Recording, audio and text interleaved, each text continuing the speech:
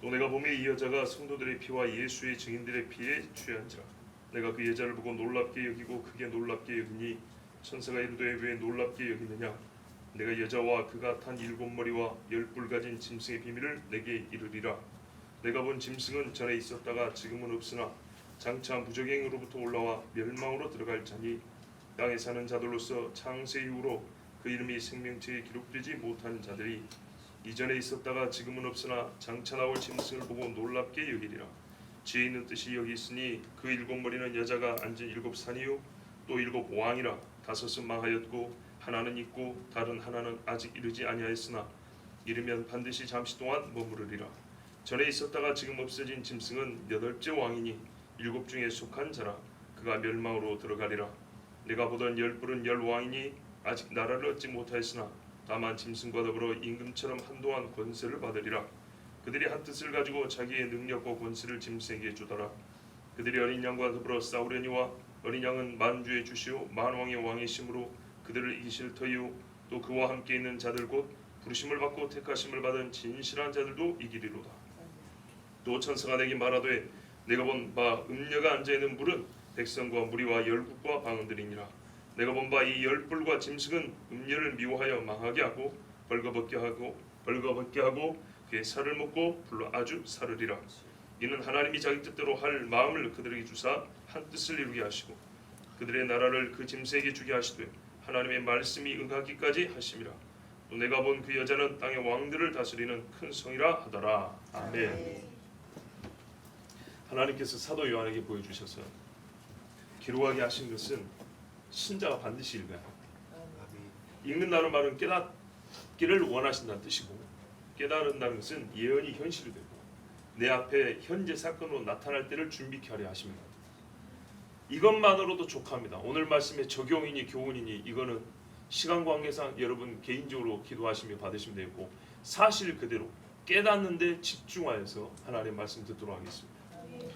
자, 오늘 6절을 보시면 1절부터 5절까지 음녀와 짐승에 대해서 정말 세상에 이런 일도 있나 할 정도로 요한에게 한 장면을 보여줍니다. 그 다음에 자세히 설명을 해주는데 6절 보시면 특별히 설명을 자세히 하게 될 계기가 있습니다. 여자를 보니까 원래 음녀라고 했으니 음란한 거 당연하고 세상 사람들 미혹한 거 당연했는데 이 음녀에 대해서 특별한 관심을 가지게 되고 천사가 특별한 상세한 설명을 하게 된 계기가 뭐냐면 음녀니까 더러운 줄만 알았더니 성도들이 피해 취해 있는 거예요. 아니 창녀짓 하는 사람들이 성도들을 막 죽이고 예수 믿는 사람들 죽이고 이런 건 아니잖아요.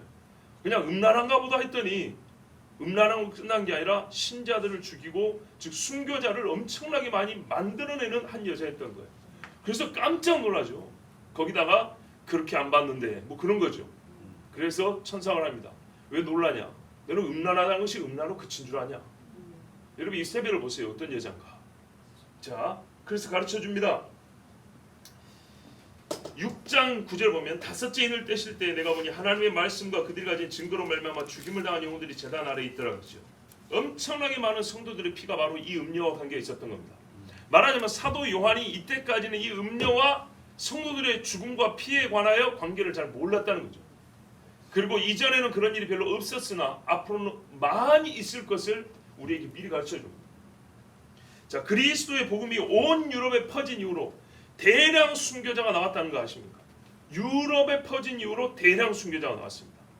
동양 사람들이 정이 있고 믿음이 좋아서 순교자가 먼저 된 게 아니라 유럽 사람들이 훨씬 많이 죽었습니다.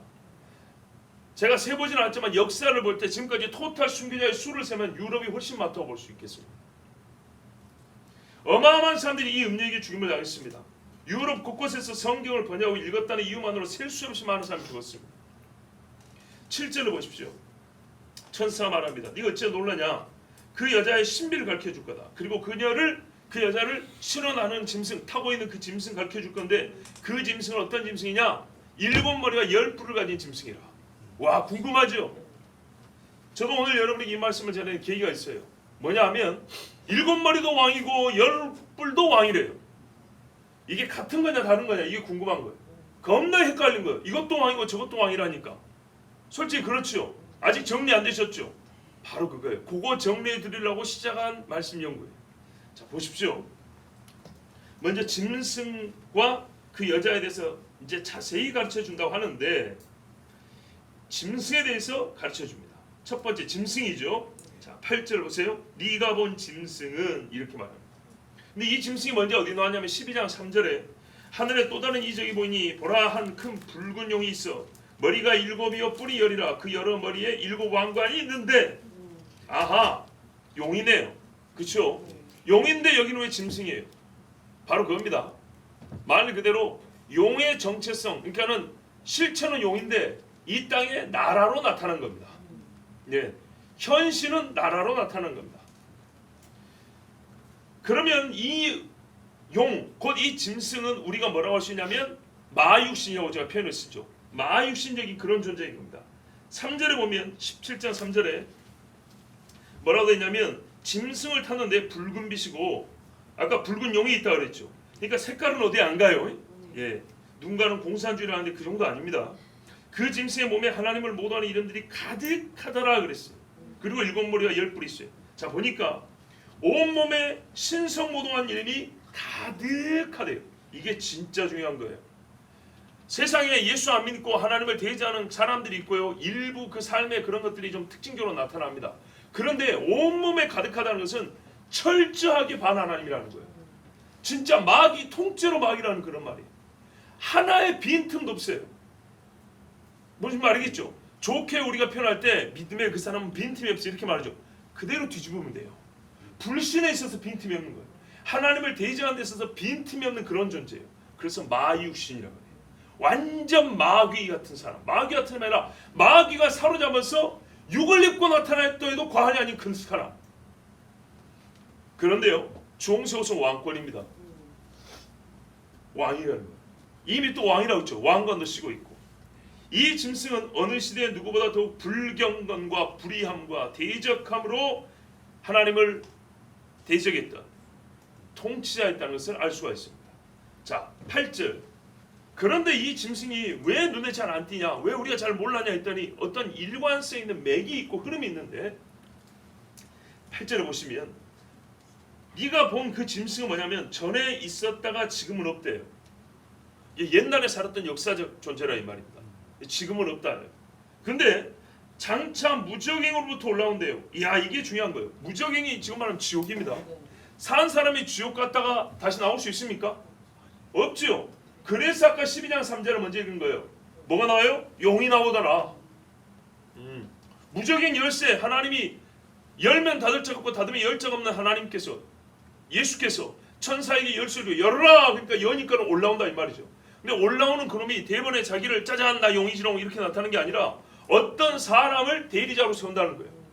그게 우리가 말하는 적 그리스도입니다. 마치 하나님께서 아들을 보내신 것 같이 이 마귀가 자기를 대신한 인물을 세우는 거예요. 그래서 그는 꼭 마귀이면서 전에 살았던 어떤 인물과 같은 거예요. 자, 바닥에서 바닥은 그러니까 무적행으로부터 올라와서 멸망으로 다져. 끝이 멸망이죠. 얼마나 강력하냐면 땅에 사는 모든 사람들이 생명책에 기록되지 않으면 바로요 장차 나올 짐승을 보고 놀랍게 여기고 13장에 보면 이미 어떻게 해요? 그 표를 받고 자라게 되죠. 예, 짐승의 표를 받게 하는 그 짐승, 바로 이 여자가 타고 있는 붉은색 짐승입니다. 용이 나라와 왕으로 현시한 그 짐승. 자, 이 사람은 이제 우리가 생각할 때 유다, 가룟 유다와 같은 사람이라고 볼 수 있습니다. 그래서 어떤 사람은 유다가 올라온다 이렇게 말하기도 하는데요. 모르겠어요. 적그리스도가 실제 이름은 유다라는 이름을 갖고 있을지도 모르겠어요. 근데 왜 그렇게 추측하냐? 제가 전에 말씀드렸잖아요. 성경에 멸망의 사람, 불법의 사람 딱 두 사람 불렀는데 유다하고 적그리스도를 그렇게 불렀다고요. 요한복음 17장 12절에 내가 그들과 함께 있을 때에 내게 주신 아버지의 이름으로 그들을 보존하고 지켰나이다. 그 중에 하나도 멸망하지 않고 다만 멸망의 자식뿐이오니 이는 성경을 응하게 함이니이다 그랬어요. 데살로니가 후서 2장 3절에 누가 어떻게 해도 너희가 미혹되지 말라 먼저 배교하는 일이 있고 저 불법의 사람 곧 멸망의 아들이 나타나기전은 그날이 이르지 아니하리니 그랬어요. 멸망의 아들, 멸망의 사람과 똑같은 말을 써요. 그리고 유다는요, 이슈카리오, 카리오 사람 이 말입니다. 어디냐? 시리아 지역, 요단강 동편입니다. 그래서 혈통적으로 말할 때는 가룟 유다는 시리아 혈통과 유대의 혈통의 혼혈족입니다.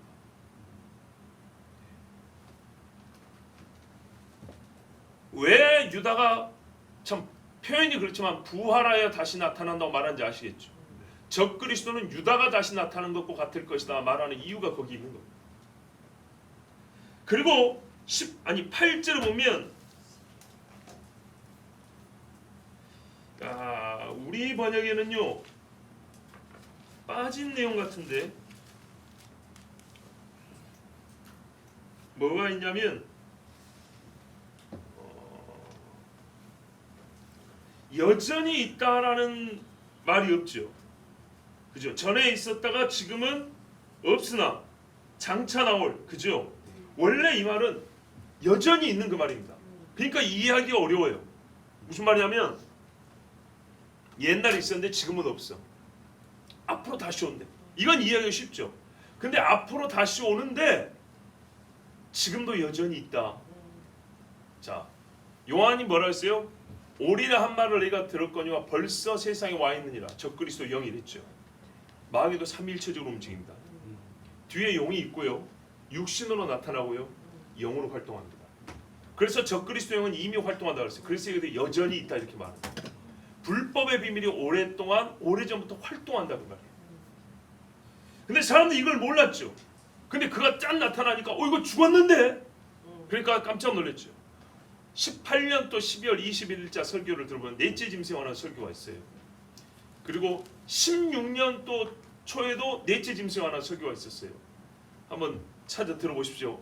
거기 보면 특히 18년도에는 넷째 짐승관에서 다시 살아난 신성 로마 제국을 전했습니다. 깜짝 놀랐다고 그랬어요. 이거 없어졌는데 2009년도에 공식적으로 다시 신성 로마 제국, 홀리 로만 엠파이어, 거룩한 신성 로마가 신성합니까? 이게 사람이 붙인 이름이에요. 1000년 전에 사르마뉴 대제라는 사람이 있어요. 이 사람이 신성 로마 제국의 황제였어요. 정치와 종교가 결탁한 세상 유례 없는 제국이 신성 로마 제국입니다. 홀리가 로만에 붙었어요. 그리고 제국이래요. 엠파이어. 그리고 없어졌는데 다시 세워졌다고 했어요. 10개의 별을 국기로 세워서. 성경대로입니다. 성경대로. 그리고 그 정부 청사 앞에는 소를 타고 있는 여자의 동상이 세워져 있습니다. 그리고 그들은 뭔 얘기를 할 때마다 사르마뉴 대제사, 사르마뉴 빌딩 이렇게 말합니다. 신성 로마 제국을 새로 세웠다는 얘기입니다. 거기가 어딜까요? 여러분 원하시면 다 찾아볼 수 있습니다. 자, 여전히 있다. 육으로 곧 나타나는데 이미 우리 안에 움직이고 있는 적그리스도의 영 여러분 알고 계셔야 합니다. 놀라는 건 세상 사람들이고 예수 믿는 사람은 놀랄 필요가 없습니다. 다 알고 있기 때문에. 근데 요한은 어떻게 해요? 아직 이거 몰랐어요. 그래서 깜짝 놀랐어요. 그리고 사람들이 놀라리라 이렇게 천사해 주는 말을 들었습니다. 자, 바로 이게 중요합니다. 지혜 있는 뜻이 여기 있으니, 지혜가 여기 있으니, 성경 어디서 들었습니까? 바로 13장 18절에 지혜가 여기 있으니 지각이 있는 자는 그 짐승의 숫자를 헤아려보라 그랬어요. 그만큼 중요한 사실이 바로 이 짐승의 정체입니다. 짐승의 표지만 짐승의 정체를 알아야 표하고 연관을 지을 거 아니에요. 짐승의 표인데 짐승은 모르고 표만 알면 쓰겠습니까? 잘못 짚을 수가 많죠. 그래서 짐승을 알아야 됩니다. 그만큼 중요한 이야기를 지금 하고 있는 겁니다. 우리가 짐승의 표만큼 중요한 이야기를 하는 거예요. 그러니까 지혜가 여기 있으니 찾아보라는 거예요. 첫째로 이 여자하고, 그러니까 이 짐승을 알기 여자하고 상관이 있는데 일곱 머리라는 건 말이야. 이제 그 짐승의 구체적인 사항들을 가르쳐 주는데 머리가 일곱이죠. 머리가 일곱이라는 뜻이 두 가지인데 하나는 뭐냐면 그 여자가 앉아 있는 일곱 산이야. 지리적 요소입니다. 지리적 요소는 안 바뀝니다. 예. 음녀라고 여겨지는 이 세상을 미혹하는 어떤 존재가 있는 곳을 보면 산이 7개라는 거예요. 제가 오늘 좀 더 구체적으로 말해주는데 그러면 시간이 너무 많이 하고 오히려 복잡할 수 있기 때문에 단순하게 말씀을 드립니다. 자, 그 다음에 또 뭐냐면 7왕이 있다고 그랬어요. 그렇죠? 7왕인데 이거는 좀 생각을 봐요. 5은 망하였고 하나는 있으며 다른 하나는 아직 오지 아니할 수되 그가 오면 반드시 머무른다. 자, 7 머리가 의미하는 바가 짐승이 보면 12장 3절에 7왕관을 썼다고 그랬죠. 용이 7 머리가 있고 7 왕관을 썼다고 그랬죠. 7 왕이에요. 근데 이 왕도 어쩌면 전에 있었다가 지금은 없고 장차 온다 그랬죠. 요거를 세분하면 7 머리로서 그거를 설명할 수 있어요. 이 한 짐승인데 머리가 7이라 이게 무슨 말이냐면 하나의 정체성을 가진 제국이라는 얘기입니다. 시대별로 다르긴 하지만 속으로 들어보면은 같은 정체를 갖고 있다는 얘기입니다. 금신상도 보세요. 바벨론, 바사, 헬라, 로마 이렇게 나눠져 있죠. 그러나 한 몸을 이루고 있죠. 어떤 의미에서 하나죠? 뭘로 하나를 묶을 수 있죠? 우리가 이걸 제국은 많아요. 몽골 제국도 있었어. 그냥 제국이 아니에요. 여기서 우리가 중요한 얘기를 하나 해드릴게요. 보세요. 사람들이 이렇게 물어봅니다. 왜 우리가 이스라엘의 종교를 배워야죠? 왜 우리가 유대의 역사를 봐야 되죠?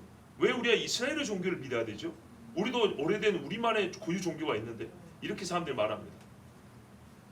이거를 민족 단위로 나누니까 그렇게 이 질문에 대답을 못합니다. 각 나라마다 종교가 있다는 사실에 기반하면 전혀 대답을 못합니다. 각 나라가 종교가 있다는 게 문제 아니고 한 하나님이 계시다는 게 중요하죠. 여러분, 이스라엘에게 있었던 일이 우리에게 의미적으로 적용하면 도움이 되잖아. 그들이 그랬던 것처럼 그러면 안 되고 그들이 믿어야 했던 것을 믿으면 되잖아. 이렇게 여러분 그 내용만 우리의 신앙의 내용으로 삼으면 되는 겁니까? 그런 게 아니에요. 또는 여러 나라 사람들이 해야 할 일을 대표적으로 이스라엘이 먼저 겪은 거다. 대표성으로 이스라엘의 그 역사를 기록해 놓은 것이다. 그런가요? 그것도 아니에요. 여러분, 단도직입적으로 말하면 이스라엘이 없었으면 우리가 구원을 못 받기 때문에 이스라엘 이야기 써놓은 거예요. 자, 보세요. 만약에 하나님이 세상을 구원하실 일과 심판하실 계획이 따로 있었고 그게 어딘가 따로 역사하고 있는데 굳이 하나님이 이스라엘 이야기를 우리에게 써줬을까요? 그게 아니고요. 성경에 기록된 이것이 하나님이 유일하고 고유하게 갖고 있는 세상을 구원하는 길입니다. 뭔 말인지 아시겠어요? 하나님이 처음부터 이 땅에 존재하는 어떤 한 인간을 택하시고 그 집을 택하셔서 그 집에서 메시아가 오게 하시고 온 세상을 구원하게 하신 일이 하나님의 원래 계획이라고요. 원래 계획인데 그 원래 계획에 하나님이 아브라함을 부르신 거예요. 그래서 그 집 이야기가 기록되어 있는 거예요. 그 자체가 하나님이 세상을 구원하는 유일한 길이었다고요. 하나님이 세우신 고유한 방식이었어요. 그래서 다른 게 없어요. 옵션 1, 2가 없고 보기 1, 2, 3, 4 그거밖에 없어요. 그래서 기록이 된 거예요. 이스라엘 이야기가 아니고요. 만약에 이름이 이스라엘이 아니라 다른 이름이었다면 그 이름을 가진 이야기가 여기 기록이 돼 있을 거예요. 내용은 똑같고.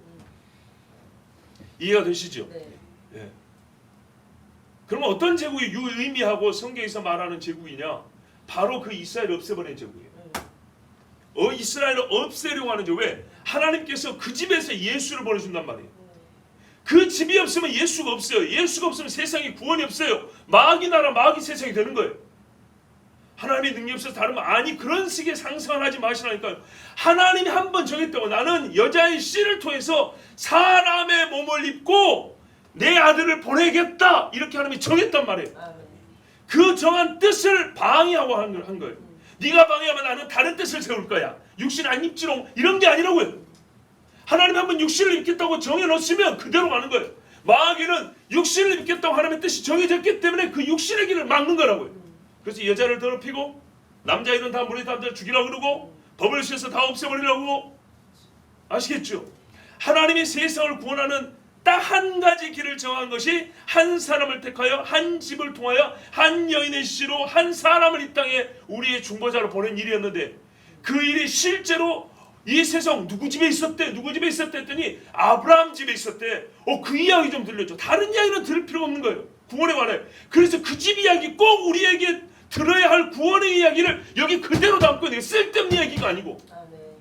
그리고 그 집을 마귀가 어떻게 없애려고 했는가? 이 제국이란 게 그거예요. 마귀의 대가리잖아요. 이 짐승 자체가 마귀를 말한다고요.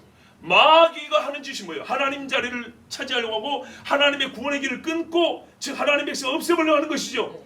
말 그대로 하나님의 이 구원길을 물거품을 만들는 거예요. 그래서 이스라엘을 대적하는 나라 7을 찾으면 됩니다.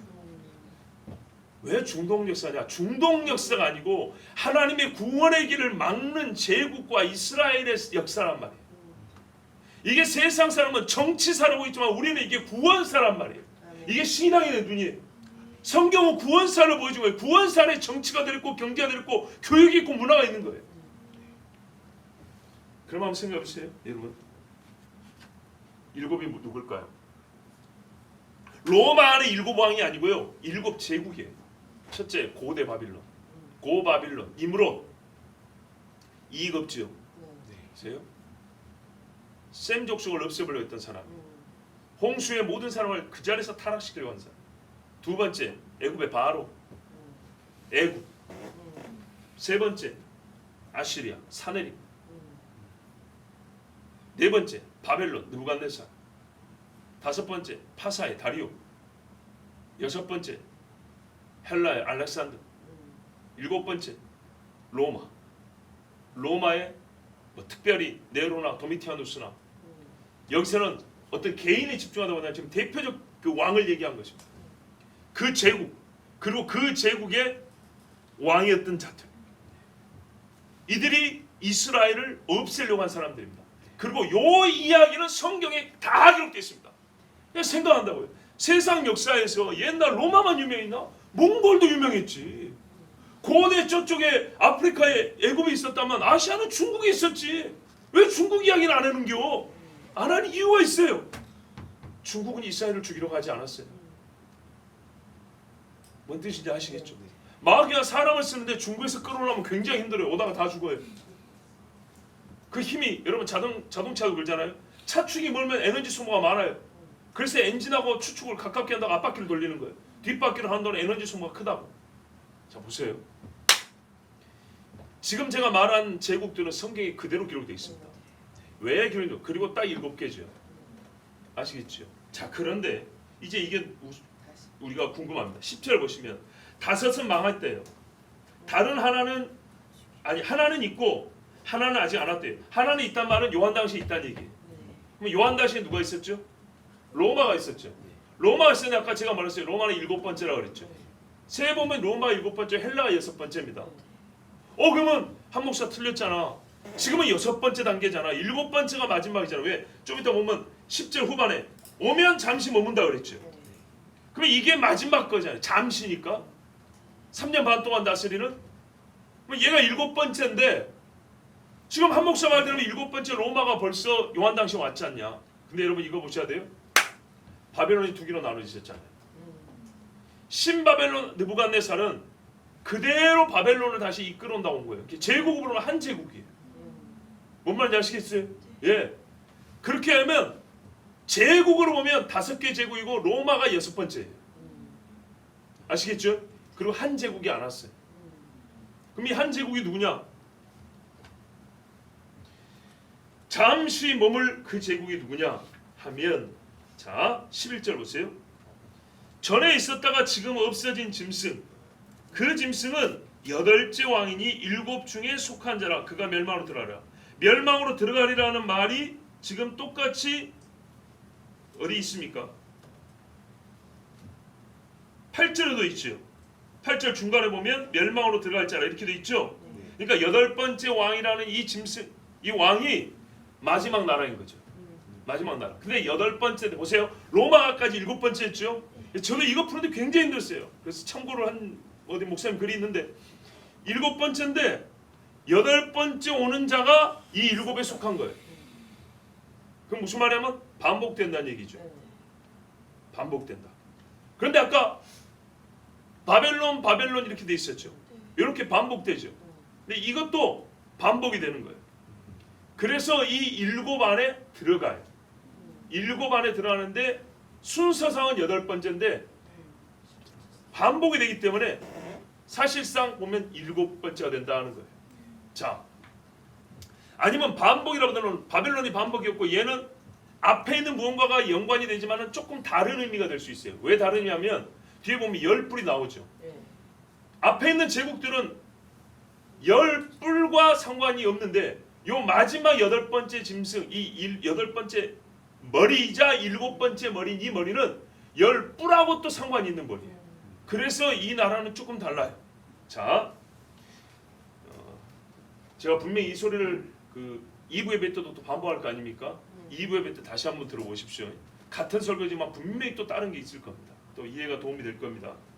자, 이 8번째는 7주에 속한다 했는데 누가 다시 나타나는 거냐 하면 10뿔과의 관계에서 봐야 되는데 왜? 이 마지막 짐승 8번째 머리에 10뿔이 힘을 실어준다고 분명히 어떻게 돼 있어요?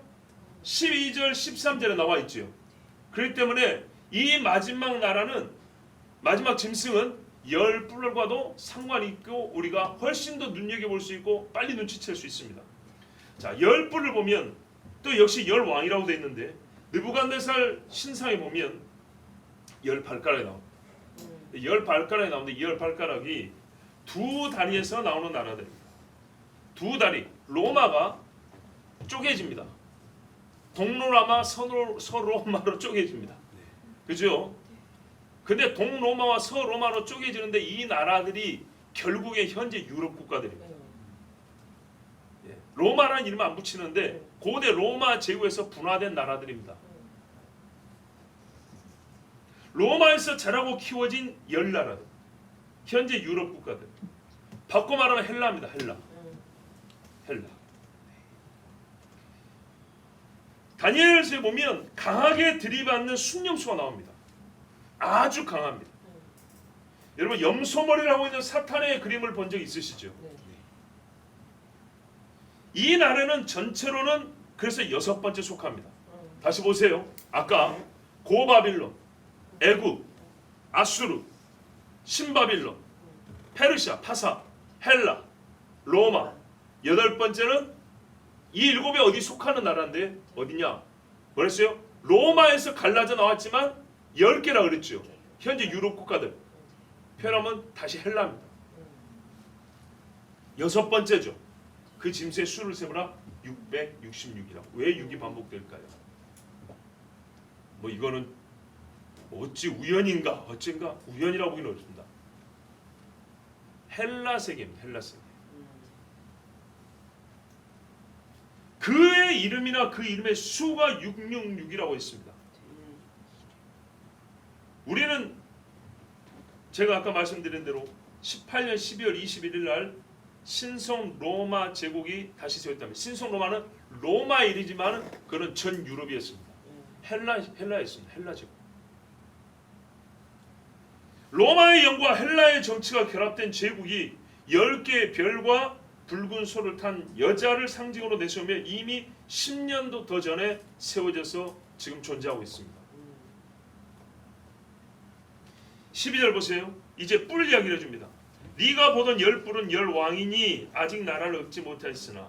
자, 이제 여기서 먼저 정리를 하고 들어갈게요. 그러면 또 훨씬 쉽습니다. 저를 보십시오. 7도 왕이고 10도 왕인데 7은요 아까 말씀드린 대로 이스라엘을 대적하고 하나님의 구원 역사를 파괴하려고 한 제국으로서의 7입니다. 그리고 마지막 10뿔은 뭐냐면 이 마지막 제국이 있죠. 예? 하나님을 대적하는 이 마지막 적그리스도의 제국에 협력하는 10왕을 말하는 겁니다. 그래서 달라요. 쉽죠? 7은 위에서 밑으로 내려온다 하면 10개는 이 끄트머리 왕국과 협력하는 세상의 10나라를 말하는 겁니다. 이제 그러면 겁나기 쉽습니다. 보세요. 12절. 내가 본 10뿔은 10왕인데 그들이 뭐야? 아직까지 아무 나라를 얻지 못해요. 예, 지금은 존재하지 않는 나라들이에요. 요한 당시에. 근데 다만 짐승과 더불어 한동안 권세를 받으리라. 자, 짐승이 나타날 때 차근차근 준비되어 있다가 그 10개의 정체가 쫙 나타난다는 거예요. 그러니까 짐승이 올 때 3년 반을 다스린다고 했는데 그때 나라가 세워졌고 세계를 통치할 수 있는 힘은 가지지 못하였죠. 3년 반 동안. 그 전부터 준비는 되겠죠. 근데 유럽의 그 수십 개 나라 중에서 뭐가 10개인지 우리가 어떻게 알겠어요. 근데 그 단계를 거치고 있겠죠. 그러다가 막판에 짐승이 나와서 나를 따라할 때 10나라가 힘을 쫙 모아준다는 겁니다. 근데 그 10나라의 뿌리를 보면 어디로 나온다고요? 로마 새끼들이라고요. 로마 스칼라진 나라들. 지금도 그 사람들 중심으로 별 10개를 가지고 국기를 세웠단 말입니다. 그리고 신성 로마 제국이라고. 자, 여기서 중요한 게 뭐냐면 임금처럼 한동안 권세를 받으리라. 이미 나라인데 임금처럼이 뭘까요? 임금이라니까 우리가 번역을 왕으로서 이렇게 하면 더 낫습니다. 무슨 말이냐면 이 나라의 통치자들은 전부 다 왕이란 칭호로 불려지는 게 아닙니다. 요한 당시에는 이해가 잘 안 되겠죠. 왕이면 왕이고 아니면 아니지. 지금 보세요. 과거의 왕과 같은 존재가 대통령, 수상, 총리, 각 나라 정치 체제에 따라 다르게 불리지만 왕과 같은 역할을 하고 있죠.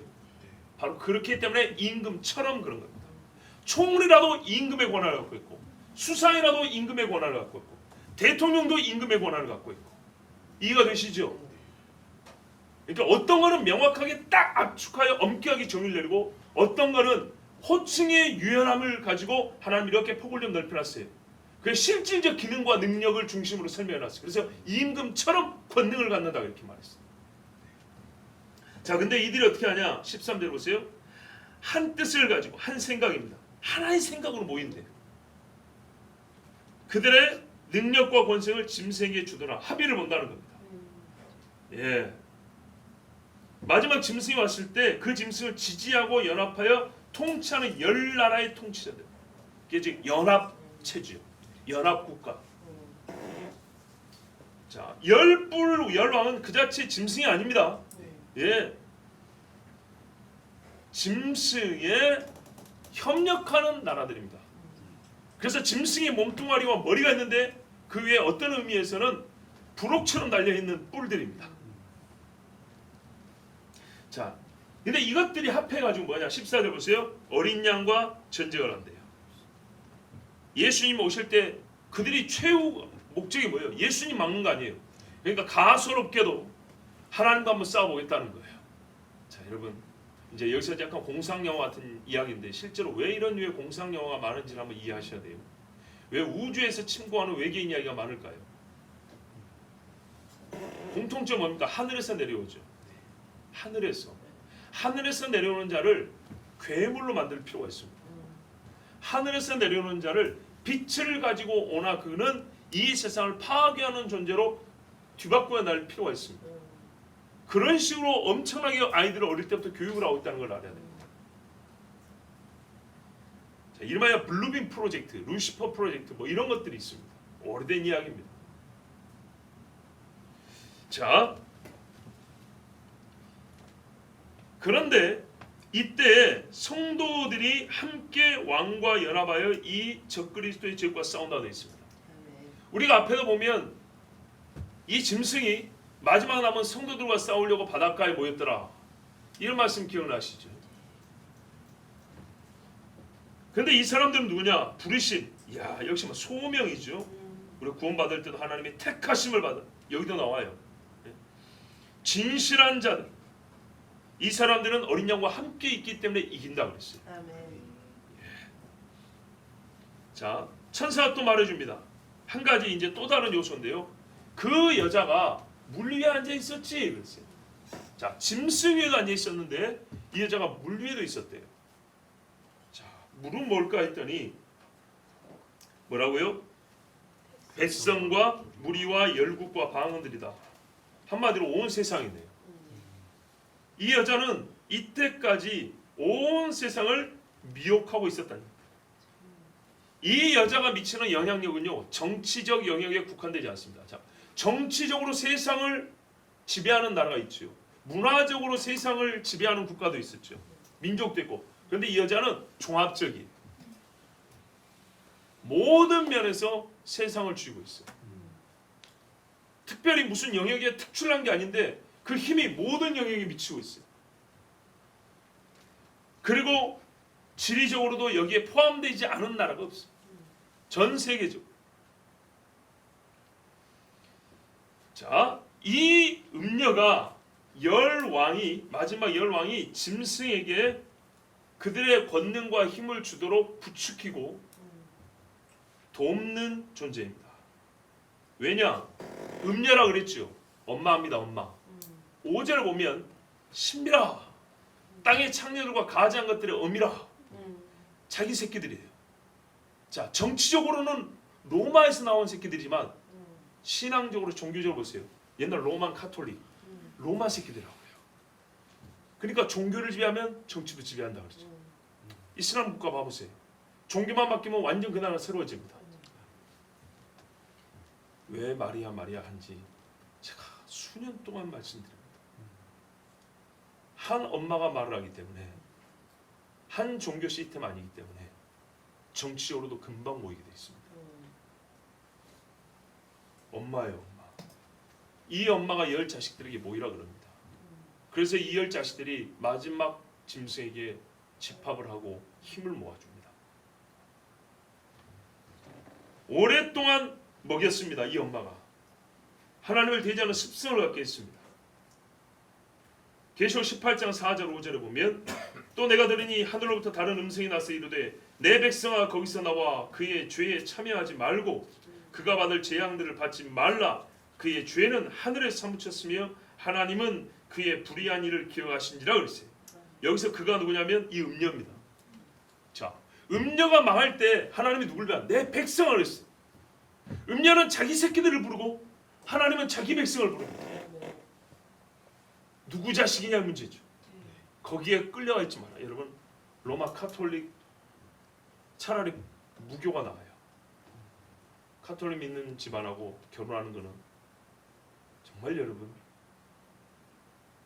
저보고 축복해 주라 소리 하지 마세요. 끔찍한 일입니다. 사람이 좋다고 그러지 마세요. 차라리 불신자가 나아요. 하늘로부터 음성이 났어요. 뭐냐면 다른 음성이라고 했어요.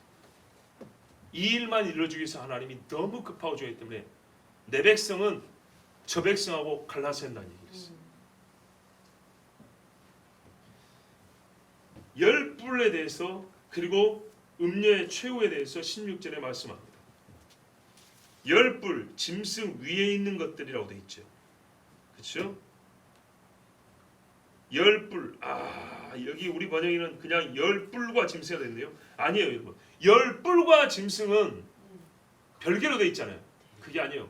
열 뿔, 곧 짐승 위에 있는 것들입니다. 이 열 나라가 어떻게 되냐? 나중에 에미를 죽입니다. 에미를 죽여요. 그러니까 보세요. 음녀를 미워하여 망하게 하고 벌거벗게 한다 그랬죠. 음녀를 미워하여 황폐하게 하고 벌거벗기고 살을 먹고 불로 태워버린다. 진짜 놀라운 일이죠. 제가 17장에서 제일 놀라운 부분이 이 부분이에요. 사탄이 사탄을 치면은 지금 나라가 망한다 그랬는데 왜 이런 짓을 할까요? 왜 어미를 잡아먹을까요? 여러분 바로 이것이 사탄의 속성입니다. 속성, 고유한 성질. 뭐냐? 사탄은요 자기를 만드신 자 하나님을 배신한 존재. 자기의 존재 근원을 부정한 속성을 가진 놈이 사탄이에요. 사탄은 음녀를 사용하여 열 왕을 얻었어요. 세계를 지배하기 위해서 열 왕을 얻어야 되는데 음녀를 통하여 어미 노릇을 미리 시켜놨어요. 근데 이 열 왕, 열 나라가 완전히 자기 속에 들어왔어요. 그럼 사탄 아는 척 여러분 마귀들이 악한 영들이잖아요. 자 생각해 봅시다. 성질 좋은 사람이 10명이 모이면 다툼이 잘 안 나죠. 성격 더러운 사람 3명 모이면요. 5명 모이면요. 10명 모이면요. 100명 모이면요. 끔찍하죠? 그런 놈들이 다 사탄 귀신들이에요. 드글드글해. 그 안에 통치일사가 있지만 그놈들끼리 서로 화평할 것 같습니까? 얼마나 화평하고 서로 자의적게 지를 것 같아요? 안 그러죠. 도적놈들이 도적놈 못 믿죠. 잘 보세요 여러분. 이 땅에 나타난 모든 인간의 속성들은 하나님의 속성이거나 마귀의 속성입니다. 왜 사람들이 도적질을 하고 도적놈이 도적을 못 믿을까요? 그 하나님이 주신 성질인가요? 아니죠. 어디에 기원이 있을까요? 악한 영들의 성질입니다. 아시겠죠? 악한 영들은 서로 높아지고 싶어합니다. 악한 영들은요, 자기들의 나라가 무너지는 걸 원하지 않지만 성질대로 또 싸웁니다. 아주 막 나쁜 짓을 합니다. 여기 보면 전부 다 하나님을 대지하는 것들인데 그 안에 내분이 일어납니다. 이게 하나님이 그들을 파멸시키는 방법입니다. 이스라엘을 치렀던 적군들도 자중질환, 지그들끼리 치고받고 싸워서 없어졌죠. 여러분 똑같습니다. 성경을 해석하는 패턴이 너무 일관성이기 때문에 쉽습니다. 자, 사탄이 음녀라는 이 종교적 조직을 통해서 정치력을 잡습니다. 잡고 나서는 직접 자기가 컨트롤하고 싶습니다. 음녀의 교리, 로만 카톨릭이라는 종교 시스템을 통하여 하지 않고 이제 내 비켜 내가 직접 할 거야. 그런데요, 로만 카톨릭 안에 있던 그것을 통해서 세상에서 맛을 보았던 영들은 쉽게 내줄까요? 아니죠. 그래서 힘 있는 놈이 힘 없는 놈을 죽이는 겁니다. 어떻게 했냐?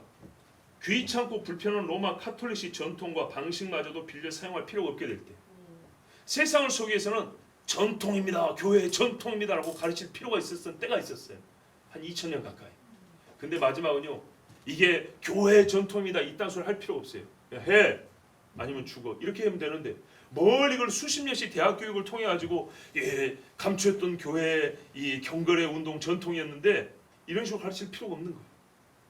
뭐 가운 입고 나와서 막 미사 받으세요 이런 거 할 필요가 없는 거지. 사람들의 눈앞에서 가장 위대한 종교인 로마 카톨릭을 없애버립니다. 사람들의 눈에 세상에 제일 센 종교가 로마 카톨릭인데 얘를 없애버립니다. 그러면 누가 가장 쓸까요? 바로 그지요. 이제는 보이는 십자가마저도 내팽개 쳐버리는 겁니다. 속이기 위해서 써먹었는데 필요가 없는 거예요. 십자가 이제 그 자체가 나는 필요가 없어요. 그러니까 여러분 그리스도와 직접 싸우죠. 18장의 음녀 바벨론의 파멸과 다른 점이 몇 가지 보입니다. 18장에 보면 음녀의 멸망만 집중적으로 한 장을 기록해놨어요. 저도 이 말씀을 12년도부터 설교를 했는데 이 18장을 오늘 보면 17장과의 차이는 뭐냐면 17장은 열 뿔이 이 음녀를 죽이는 이야기고요. 분명히 죽는다고 돼 있어요.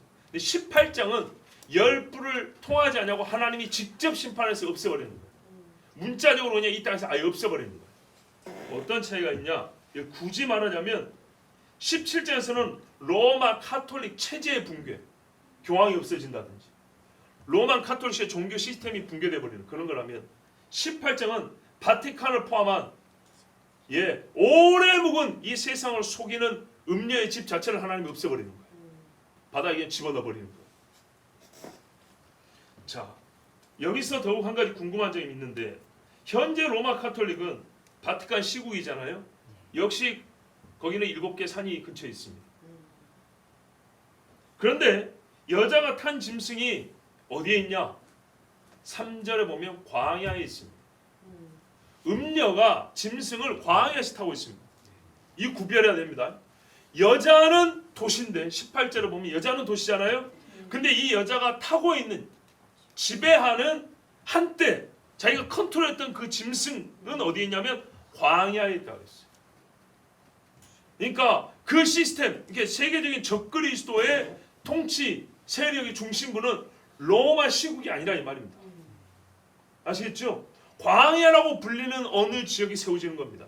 거기 기반을 둡니다. 그런데 거기 어떻게 해요? 로만 카톨릭식의 종교가 식대한 영향을 미쳐서 거기에 적그리스도의 본부를 세우는 일을 한다 그 말입니다. 여러분 한번 찾아보세요. 이것은 어딜까요? 있으면 여러분 분명히 때가 됐다는 얘기죠. 혹 예멘인가 뭐 아랍에미리트 어디서 오냐 아브라함의 집 거기인가요? 들어보셨죠? 유대교, 이슬람교, 천주교 세 개 모여가지고 사원 짓고 우리가 다 아브라함의 자식이니까 평화롭게 살자고 큰 도시 만들고 있다는 거. 그게 광야 아닙니까? 사우디요? 예멘? 어디 있어요? 예, 찾아보세요. 아브라함의 집이라. 자, 여러분, 로마 카톨릭의 또 하나의 집이 광야에 세워진다는 것인가? 그러니까 바티칸이 옮긴다는 게 아니라 분명은 짐승이 거기에 있다 했고요. 여자는 타고 있다 했습니다. 그 짐승이 세계를 지배하는 힘을 구축할 때까지 그 여자 음녀에 의해서 광야 어딘가에 적그리스도적 통치 그러니까 적그리스도 하신 어떤 제국의 기반이 세워지는 그런 일이 곧 있을 거라고 예상이 됩니다. 17절 보세요. 자, 이 모든 일에 섭리가 있습니다. 하나님이 자기 뜻대로 할 마음을 그들에게 주사. 여기 자기는 그들을 이야기하면 하나님 자기입니다. 하나님이 이 세상을 구원할 계획만 갖고 있는 게 아니라 심판할 계획을 갖고 있어요. 하나님식으로 심판합니다. 그래서 그들은 잘 몰라요. 이것이 곧 하나님이 자기들을 심판하려고 하는 방식인지 그걸 몰라요. 그들이 아는 수준에서는 이것이 하나님을 대적하는 길, 이것이 하나님의 백성을 소멸시키는 길, 그 수준으로 알아요. 그런데 하나님은 그들은 하나님을 대적한다 하는 그것을 그들이 파멸될 수밖에 없는 명분, 하나님의 백성 그리스도의 길을 막는 그들의 계획을 하나님의 아들이 오사 그들을 소멸시킬 수밖에 없는 근거, 정당한 공의의 근거로 삼습니다. 그래서 하나님의 말씀이 응하기까지 그들에게 한 마음을 주셔서 어떻게 해요? 하나님의 말씀에 동의하게 합니다. 자기들은 몰라요. 하나님이 이 땅을 심판하는 계획을 세우는데 자기들이 지금 동조하고 있다는 걸 몰라요. 그들이 세운 마음은 하나님의 일을 동조하는 것이니까 이거를 마음으로만 말하면 동의하는 거죠. 예, 자기들도 모르게 동의하고 있는 거예요. 자기 죽일 일을. 그래서 그들이 죽는데 그 결정적 뜻은 뭐냐면 우리의 힘을 짐승에게 주리라 였다는 거예요. 하나님께서 이들을 하나님을 대적한 모든 무리를 없애시려고 한 번에 심판하시려고 그들의 마음이 전부 다 짐승에게 모이겠다는 거예요. 이제 누구도 부인할 수가 없어요. 너희들이 다 짐승의 자식이라고 부인할 수가 없게 됐어요. 그때 하나님이 그들을 다 소멸하신다. 이게 하나님의 섭니다. 이렇게 말씀하고 있습니다.